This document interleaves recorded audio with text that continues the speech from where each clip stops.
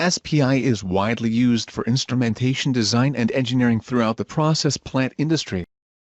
At this point, you may log into SPI using the user account details provided by your administrator.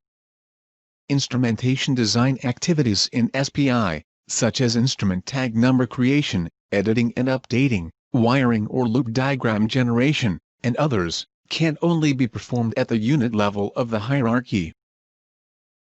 The Domain Explorer provides a hierarchical view of the information contained within the database, similar to a computer folder structure.